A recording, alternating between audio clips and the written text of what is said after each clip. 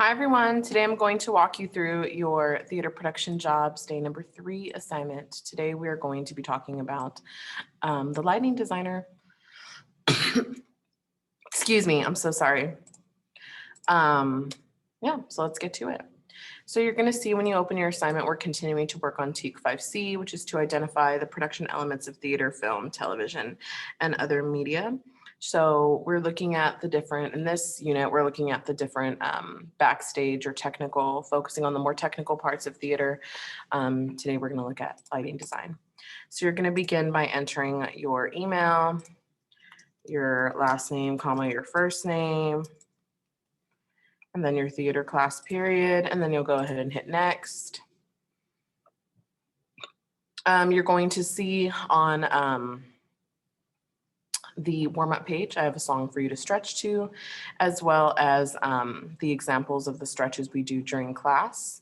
If you cannot do those stretches that I am marking right now, you can always do stretches at your seat. Remember to maybe roll your head, roll your shoulders, do some arm circles, small ones or big ones, both sides. Maybe some over the head stretches. Oh, lead to the right and left. Just kind of wake up the body. And just kind of get that blood flowing through your system. You will then continue on doing the facial stretch and vocal warm up. So start off with some deep breathing. That's in through the nose, out through the mouth.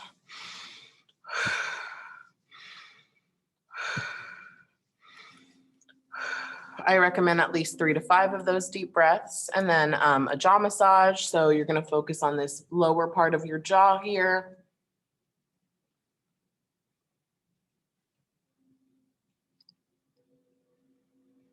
And we're going to do our big face and little face.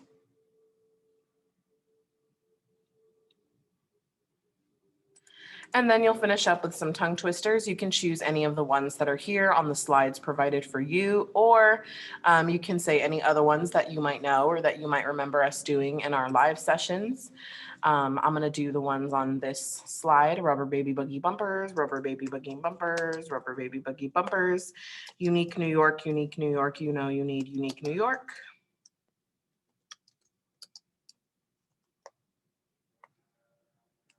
And Russian wristwatch, Russian wristwatch, Russian wristwatch, Russian wristwatch. And then you will proceed to that next slide. And so as we continue on with theater production jobs, as you can see, oh, excuse me, sorry, y'all, my allergies are terrible. So it's been affecting my voice a bit. You might see me drinking a coffee or just a drink to kind of help with my throat or help it stop being so dry and weird. But anyway, our theater production jobs. Today, we're going to learn about the role of the lighting designer, and we're also going to learn a little bit about color psychology and what that has to do with lighting design. So our lighting designers, they create the lighting looks for any lights used in the show. Auditoriums or stages, performance spaces. Usually how it works is the audience will be in darkness and then all of the light will be cast onto the stage. And so like in this picture, you can see we have a white spotlight here on the performer, and then we have a lot of lighting around her as well. Teachers. They are releasing the students from the gym. If you could greet them in the halls. They are releasing the students from the gym. If you could come out to the halls. Thank you. Happy Tuesday. I'm not going. Anyway, so we have our different kinds of lighting here, right? We've got this like pinky purple type lighting, and then we've got like a blue lighting in the background, blue purple lighting.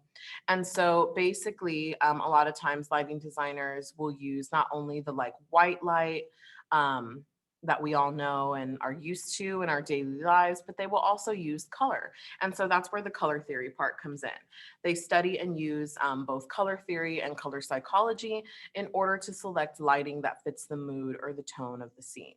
So color theory is the study of how like colors complement and contrast and interact with each other.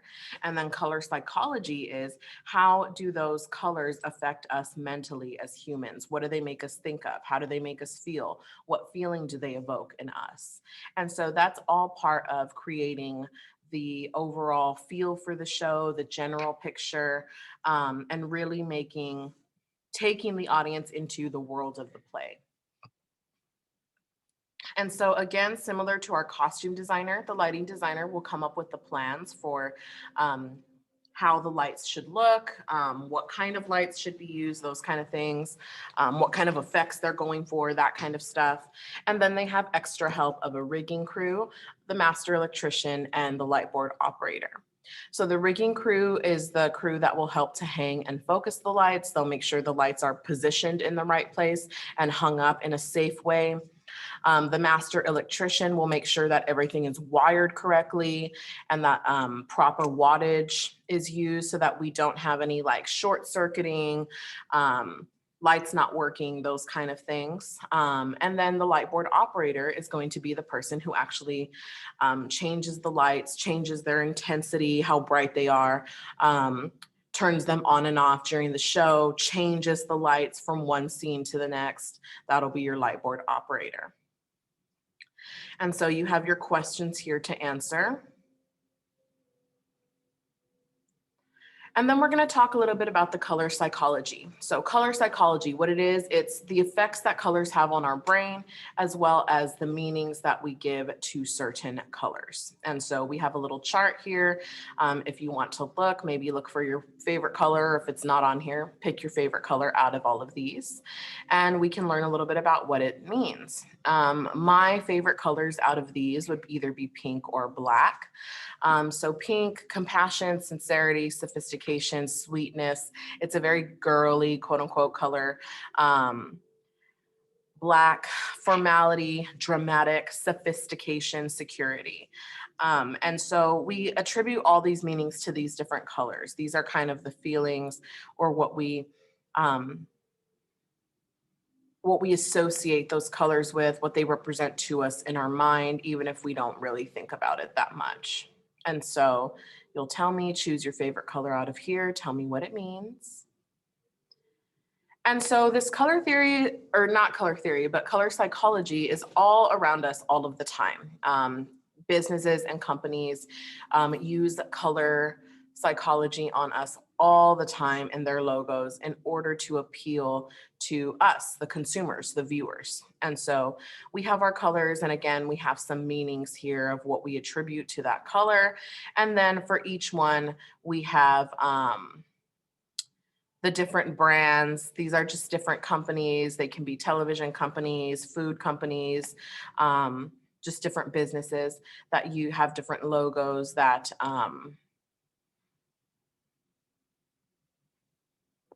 sorry, I meant to say that have different colors used in their logos. So for example, creative imagination, we have like the Barbie logo. It's that like pinky purple color.